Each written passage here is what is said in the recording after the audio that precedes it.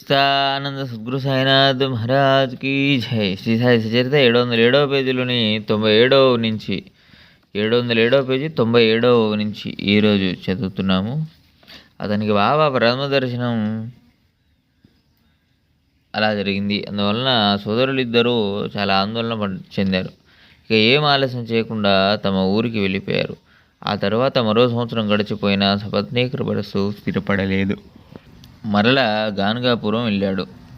మనసులో మరింత కలవరం చెలరేగింది.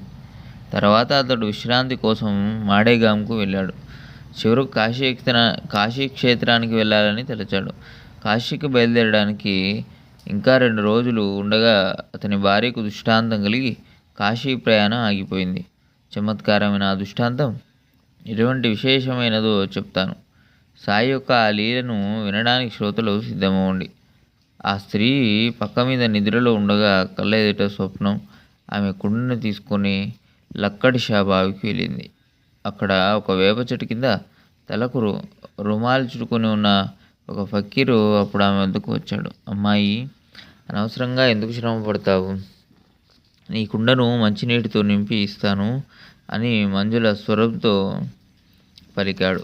నేను భయంతో ఖాళీ కుండను తీసుకుని ఇంటి దారి పట్టాను. ఆ ఫకీరు నా వెనుక వస్తున్నాడు. ఇటువంటి కళను చూసి మేలుకున్నాను. నా కళ్ళు తెరుచుకున్నాయి. వారి యొక్క స్వప్న వృత్తాంతాన్ని విని సపత్నీకర షిరిడీ వెళ్ళాలని నిశ్చయించుకున్నాడు. భార్యాభర్తలు ఇద్దరు వెంటనే బయలుదేరి మరునాడు షిరిడీ గ్రామం చేరుకుని మసీదు వెళ్ళారు. అప్పుడు బాబా లెండికి వెళ్ళి ఉన్నారు. వారు తిరిగి వచ్చే వరకు వారి కోసం ఎదురు చూస్తూ ఆ ఇద్దరూ అక్కడే కూర్చున్నారు. ఇంతలో బాబా వచ్చారు. తాను కల్లో చూసిన మూర్తినే మరలా అక్కడ ఆపాదమస్తకం చూసి ఆమె చకితురాలై కళ్ళ ఆర్పకుండా చూడసాగింది. బాబా యొక్క పాద ప్రక్షాళన కాగానే ఆమె వారి వద్దకు వెళ్ళి వారికి పాదాభివందనం చేసి వారిని చూస్తూ కూర్చుంది. 111వ నుంచి మరో చదువుకుందాం.